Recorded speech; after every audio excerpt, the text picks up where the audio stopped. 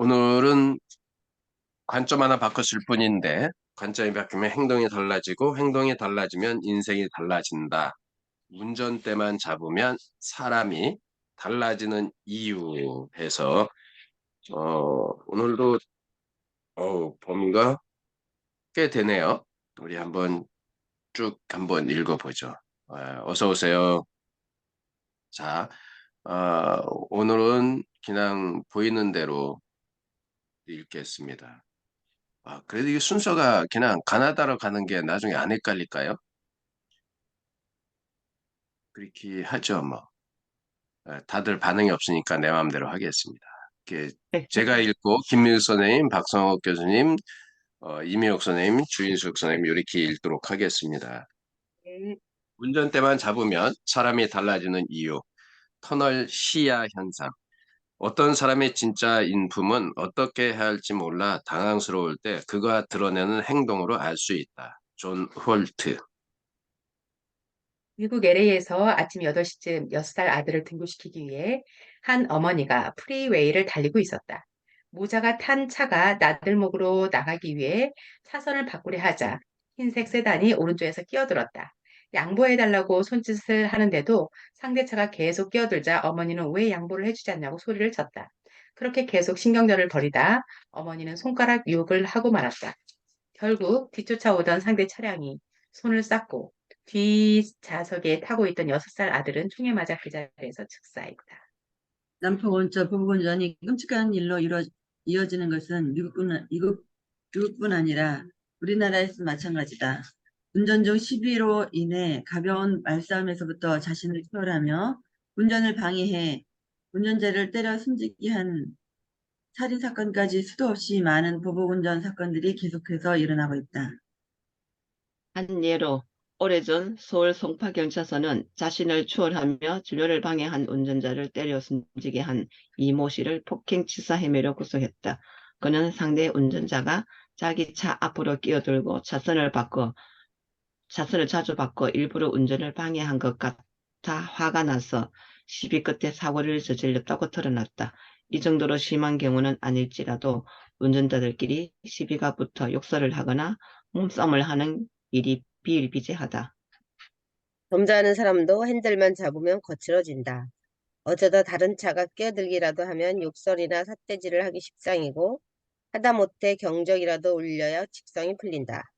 경찰에 따르면 매일 60건이 넘는 난폭 운전 및 보복 운전 사건이 발생하고 연간 30명이 넘게 목숨을 잃는다. 한 설문조사에서는 직접 보복 운전을 해봤다는 사람이 10%를 넘어서는 결과가 나오기도 했다. 이런 통계들로 미뤄봤을 때 얼마나 많은 운전자가 운전대만 잡으면 순간을 참지 못하고 위험한 행위를 하고 있는지 알 수 있다. 그렇다면 난폭운전과 보복운전은 어떻게 다를까? 난폭운전은 불특정 다수에게 위협 또는 위해를 가하거나 교통상 위험을 유발하는 행동으로 지그재그 운전, 신호 위반, 안전거리 미확보 등이 이에 해당된다. 이런 난폭운전은 보복운전의 주요 원인으로 작용한다. 반면 보복운전은 특정인을 상대로 상해, 폭행, 협박 등의 피해를 입히는 것이다. 보복운전의 유형으로는 뒤따라가면서 추월해 급제동에 위협하는 행위, 갑자기 차로를 변경해 다른 차량을 중앙선이나 갓길로 몰아붙이는 행위, 차량을 뒤쫓아가 고의로 충돌하는 행위 등이 포함된다. 흥분하면 정말 눈에 보이는 게 없다. 화가 나거나 신경 쓸 일이 많아지면 심리적인 흥분이 고조된다. 운전 경력이 오래된 사람들도 운전석에 앉으면 알게 모르게 신경 쓸 일이 늘어난다.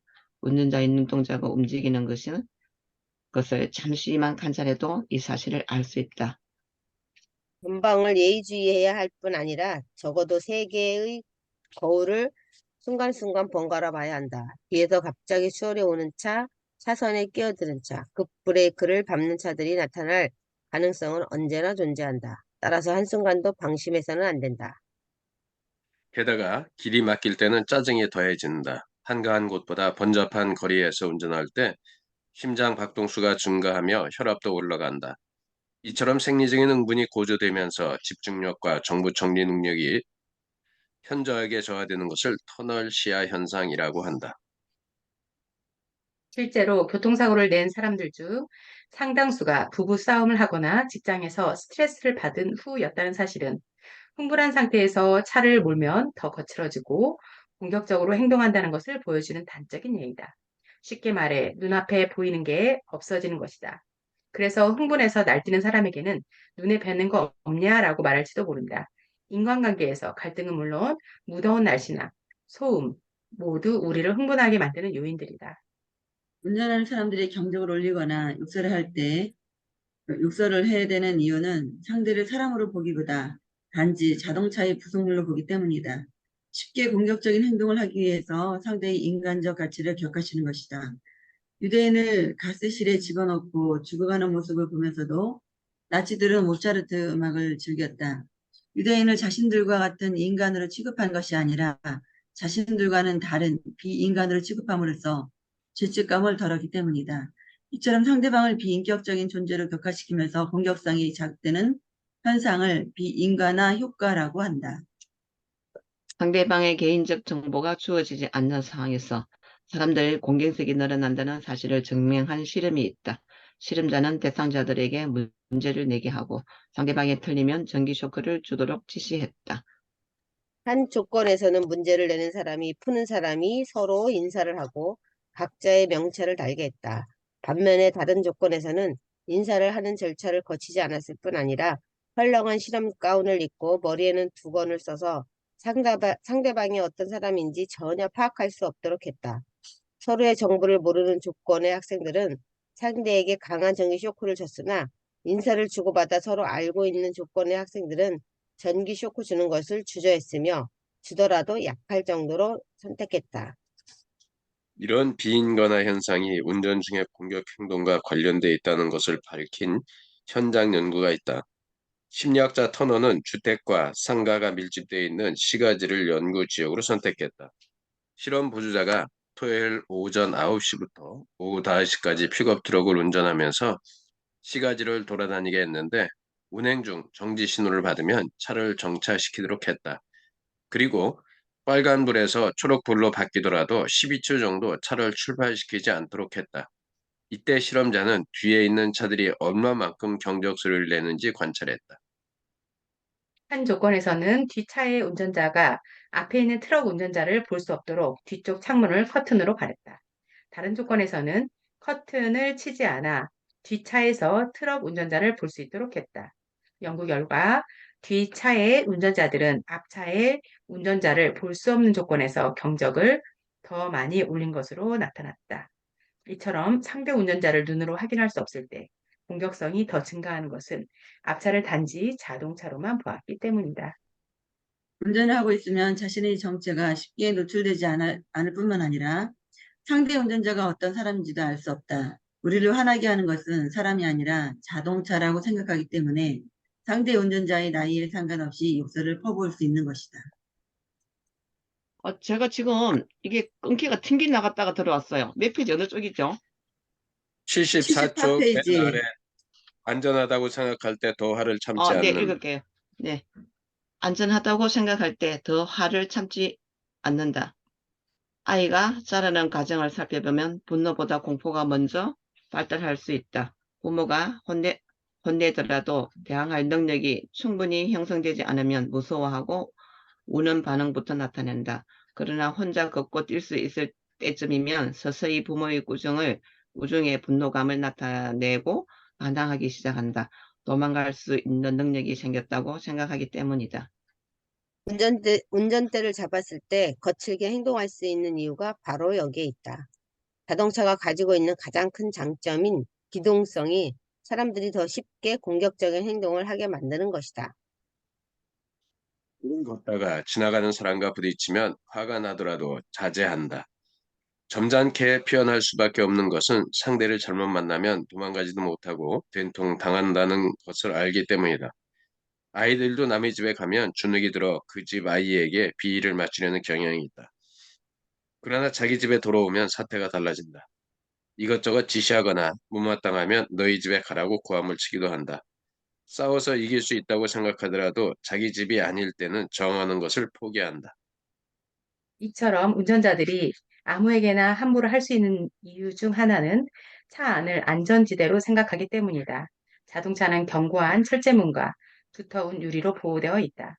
설령 시비가 걸리더라도 침입자가 쉽게 접근하기 힘들다는 것을 알기에 멋대로 행동할 수 있다는 것이다. 그러나 아무리 정당한 상황에서라도 운전 중에 화를 내면 결국 나만 손해다. 거친 운전을 피할 수 있는 방법에 대해 조금만 더 생각해 본다면 분노감도 줄어들고 여유 있는 운전도 즐길 수 있다. 운전을 하는데 어떤 차가 깜빡이도 켜지 않고 갑자기 끼어들어 사고가 날 뻔했다. 그런 상황에서 당신은 어떻게 반응할 것인가? 너무 놀라서 때문에 화를 낼 수 있다. 하지만 그럴 때 속으로 잠깐 하면서 이런 생각을 해보라. 만약 법정 스님이 이 운전대를 잡고 있다면, 만약 내가 김수환 추기경이라면, 단지 그 사람이라면 했을 법한 말과 행동을 상상하는 것으로만 해도 우리 표정과 말투가 달라질 수 있다. 불신과 의심의 관점에서 이해와 공감의 관점으로 생각의 틀이 바뀌기 때문이다. 운전대를 잡으면 생리적 흥분의 증가로 인한 터널 시야 현상과 다른 운전사를 사람으로 보기보다 차량의 부속품으로 지각하는 비인간화 현상이 일어난다. 그리고 운전하고 있는 차를 자기만의 안전지대로 착각하기 때문에 평범한 사람들도 충동적이고 공격적인 반응을 보일 가능성이 현저히 높아진다. 그러므로 난폭 운전 혹은 보복 운전의 가해자나 피해자가 되지 않기 위해서는 운전대를 잡았을 때 사람들의 심리가 어떻게 돌변할 수 있는지를 이해하고 운전 시비로부터 벗어날 수 있는 방법에 대해 공부해야 한다. 운전은 삶을 살아가는 것과 여러 가지로 닮아서 운전하는 모습을 잘 들여다보면 그 사람의 진짜 면모를 알 수 있다. 네, 우리 주민수 선생님, 최성현 선생님 반갑습니다. 예, 운전대만 잡으면 사람이 달라지는 이유는 터널 시야 현상이라고. 그런데 이야기하는 모습을 보면 맞는 것 같아요. 그죠? 그, 주민수 선생님 말씀하실 수 있으시죠? 더 얘기한 건가요? 아니. 주민수 선생님 혹시 이야기할 수 있는지. 아, 예, 뭐 잠깐 다 나갔는데, 예, 제가 뭐 준비가 안 돼 있어. 네, 준비 안 해도 들어오면은, 괜찮습니다. 지금 예, 이야기하는 거 들었잖아요. 예, 예. 네네. 좀 어떠신가요? 운전하실 때 늘 그 조심조심 하시죠? 아, 운전할 때 욱하죠. 욱하는데 그래도 좀 자제하려고. 그래. 근데 그, 운전대만 좀, 잡으면 약간 그런 건 있는 것 같아요. 약간 용기가 생기더라고요. 아, 그냥 아까 다른 분 선생님들 얘기하신 대로 약간 네, 나를 보호해 줄 것 같은, 그러니까 막 행동해도 될 것 같은 그런 느낌이 저도 생기더라고요. 네, 핸들 잡으니까. 어, 많이 좀 자제하려고. 그리고 또 욱하는 게 좀 생겨요. 이렇게 또 약간 뭐라도 상황을 좀 이렇게 배려도 해주고 해야 되는데 막 들어오는 경우도 있고, 저도 음, 입장이 바뀌는 경우는 있는데, 그걸 잘 이렇게 뭐 현명하게 그러니까 해 나가야 되지 않을까, 뭐, 그런 생각이 들었습니다. 음,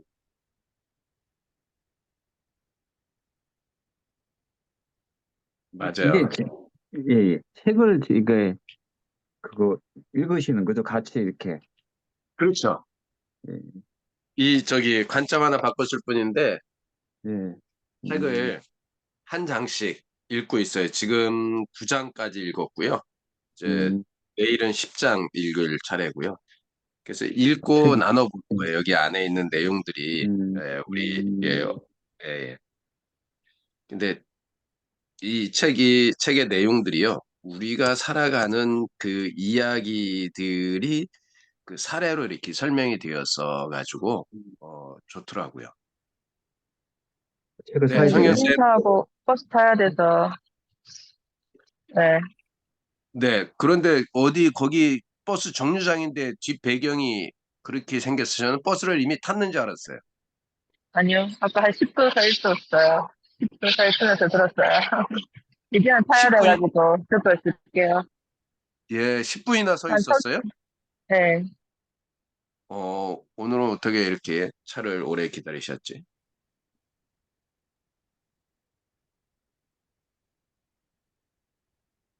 네.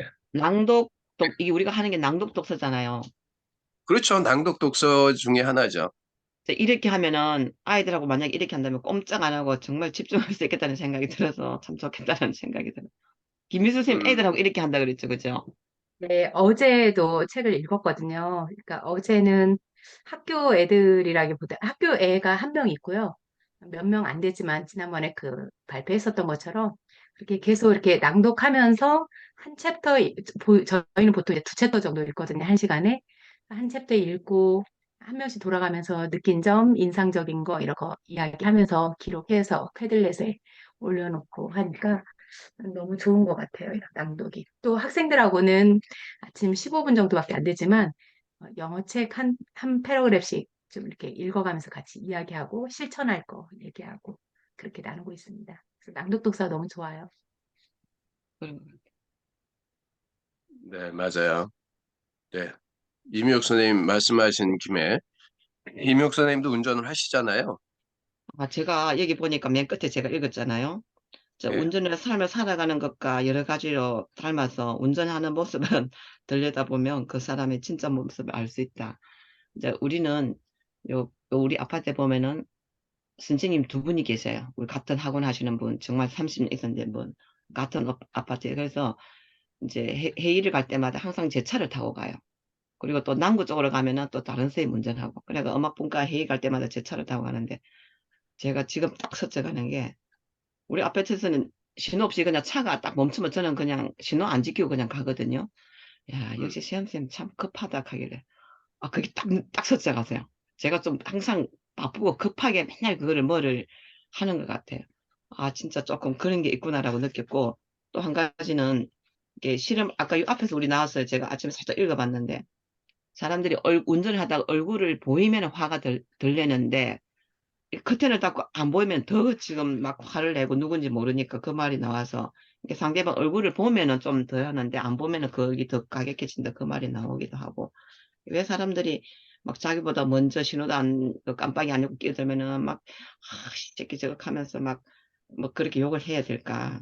지금 이제 우리도 진짜 그 법정 스님처럼 운전대를 잡았다라고 생각하면서 그런 거를 생각하면서 좀 느긋해져야 되겠다. 그리고 순간적으로 어제도 제가 무슨 책을 읽다가, 어, 운전대를 하다가 순간 여기 탁 튀어나오니까 아이가 우리 앞집에 그 선생님 얘기예요. 여기 튀어나오니까 아이가 있다가 우리 아빠도 그래요. 이제 운전을 하다가, 막, 이게, 자기가 욕을 했대요. 막, 욕을 하니까, 순간적으로 미안해가 어쩔 줄 몰라가, 미안해. 이제 이러니까, 선생님, 우리 아빠도 그래요. 우리 엄마도 그래요. 욕을 하더라면서, 하여튼, 조심해야 되겠다. 이런 걸 느꼈다고. 여기 적힌 내용들이 정말 우리가 흔히 볼 수 있는 이야기라서 많이 공감을 하고 그렇습니다. 네, 저는 이상입니다. 네. 예, 김민숙 선생님은 뭐 매일 하시잖아요. 김민숙 선생님은 화 네, 안 내실 것 네. 같아요. 저는 운전할 때 오히려 더 느긋해지는 것 같아요. 왜 그렇게 급하게, 신랑은 안 그래요. 막 이렇게 빨간불에서 노란불에서 이 빨간불 갈 때 제가 운전할 때 멈추고 그냥 이렇게 느긋하게 쉬어 있어요. 왜 빨리 안 가냐고 얘기를 하는데, 빨리 가나 천천히 가나 똑같은데 왜 그렇게 서둘러서 가야 되지? 이런 생각을 좀 하고 있고요.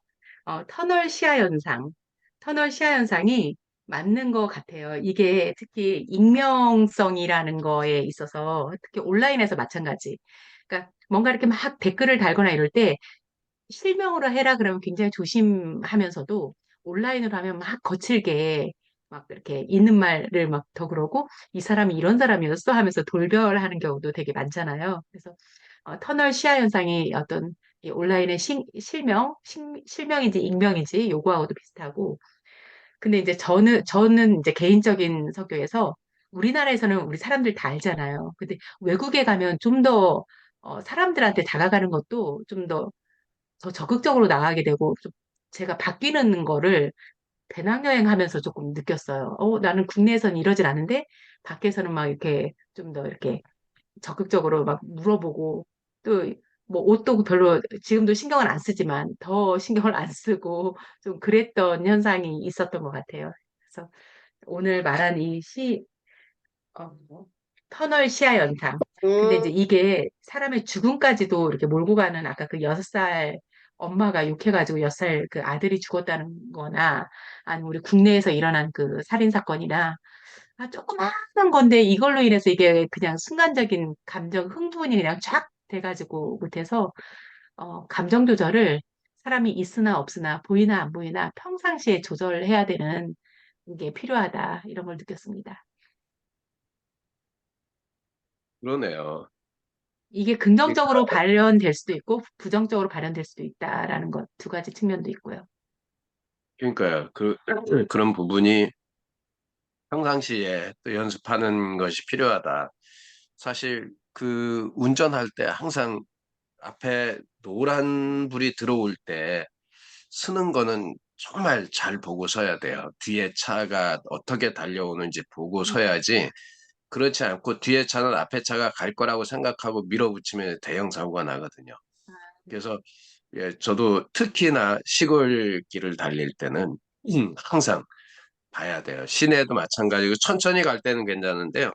빨리 가는 신호에서 그 노란불이 들어오면 지나가야 돼요. 그렇지 않으면 뒤에 차가 와서 그냥 받아버리면 난리 나는 그런 일들이 있어서 모르겠어요. 저는 뒤에서 좀 많이 받쳐보다 보니까 신호등 쓸 때 되게 조심해요. 빨리 가는 속도면 지나가는 경우가 많아요. 그래서 그럴 수도 있는데 어떻든 예,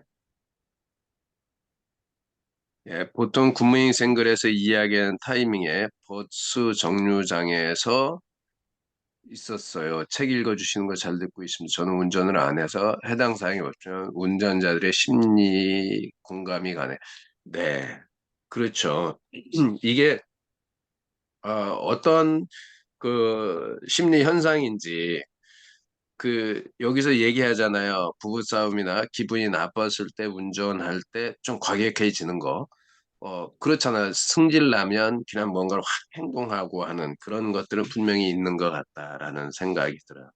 그러니까 우리 김민욱 선생님은 그냥 보면 침착하게 하실 같은 느낌이 드는데 실제로 그러시군요. 네, 그 되게 좋은 말인데 사람들이 그거를 잘 못하는 게 빨리 가나 천천히 가나 큰 차이 없거든요. 사실 나중에 도착해서 보면 그런데 그 조금 몇 분 더 빨리 가려고 하다가 싸움이 나죠. 우리 주인숙 선생님도 매일 뭐를 꽤 짧지 않은 거리를 운전하시는데 네, 저는 운전할 때 저도 웬만하면 저는 저기 천사가 되려고 네, 운전을 하고서는 웬만하면 다 그래 껴라 그러고 껴주는데 어떤 사람이 막 이렇게 막 가는 사람들이 있어요. 막 급하게 가는 사람이 있으면은 그래 너가 천국 먼저 가겠다는데 근데 천국 먼저 가라 나는 나 혼자 막 떠들면서 천국 먼저 가 그럼 막 이러면서 막 이렇게 혼자 중얼중얼거리면서 운전하는 그런 습관이 있어요.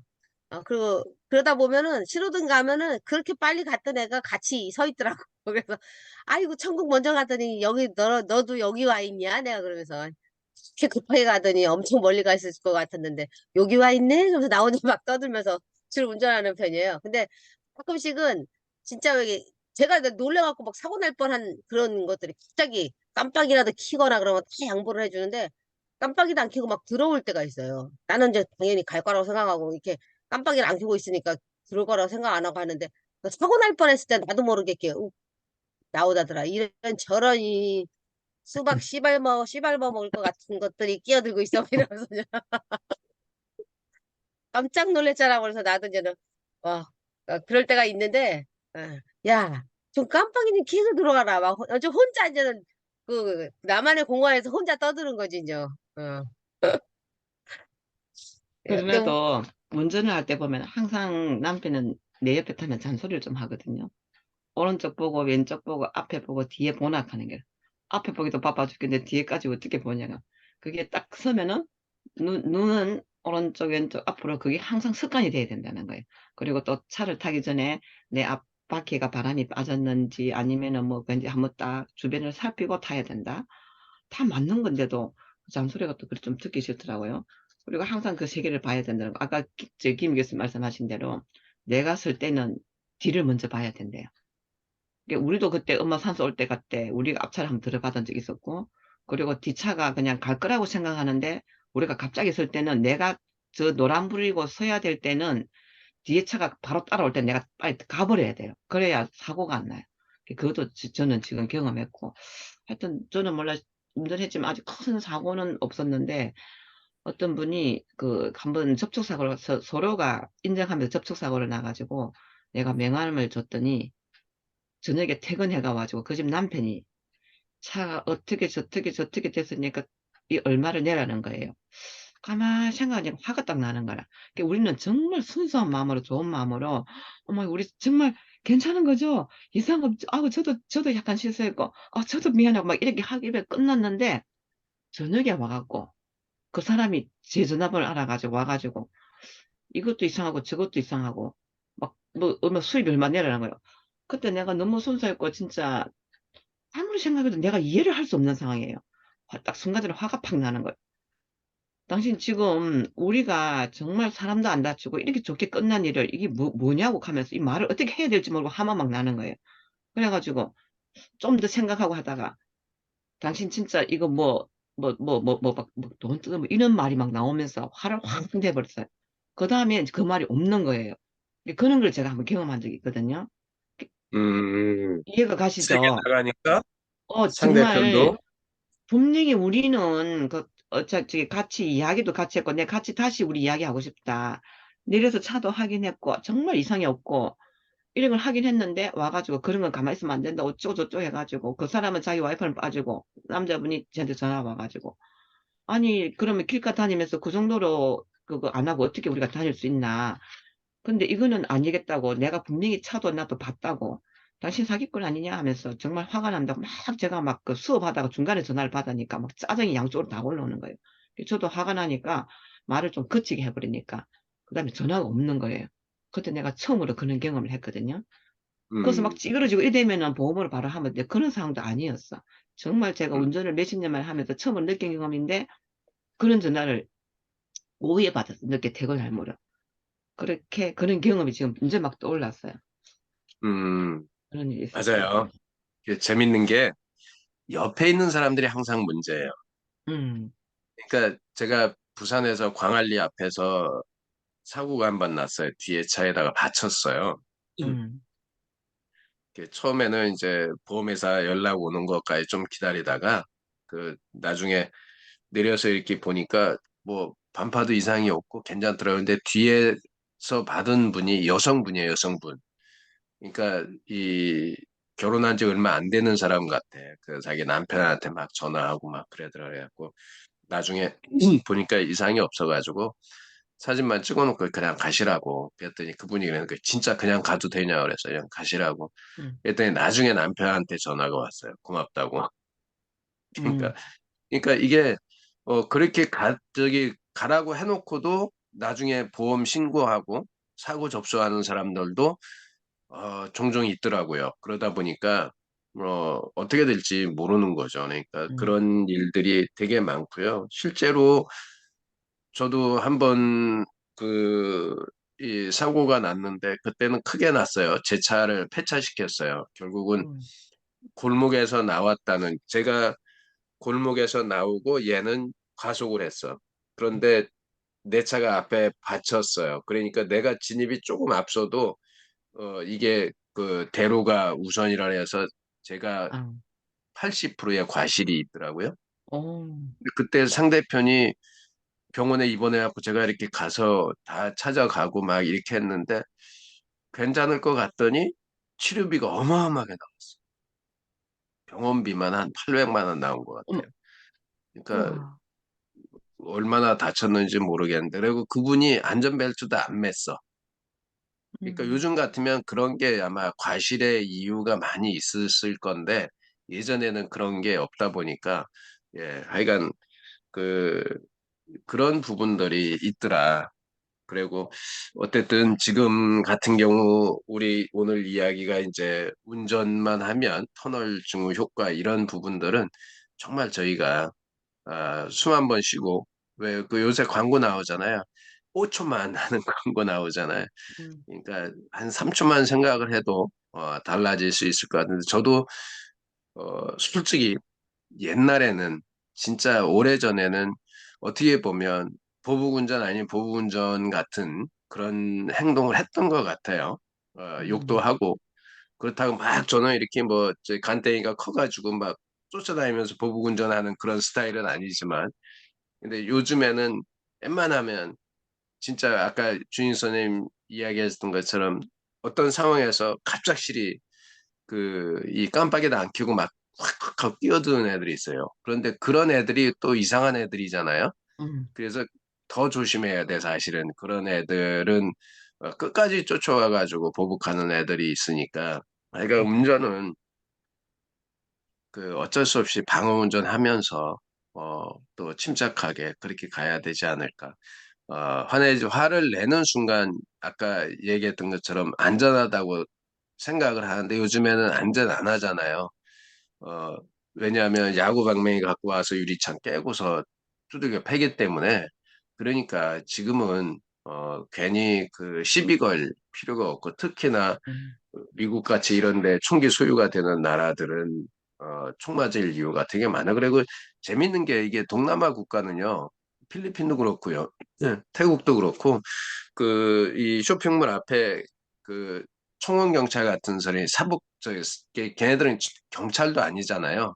근데 걔네들이 실탄을 갖고 있어요. 총을 갖고 있으면서. 그러니까 거기서 덤비면 큰일 나요. 그러니까 항상 침착하게 그렇게 행동해야 되지 않을까 그렇게 생각을 합니다. 네, 우리 하여간 오늘도 이 터널 증후군이라는 하나를 배웠는데 내일은 이것도 되게 재밌을 것 같아요. 좋아, 싫어 이외에 감정을 알면 달라지는 거. 감정에 대해서 이야기하는 날이네. 네, 한 주간 이제 11월도 이번 주간이 마지막 주간인가요? 네.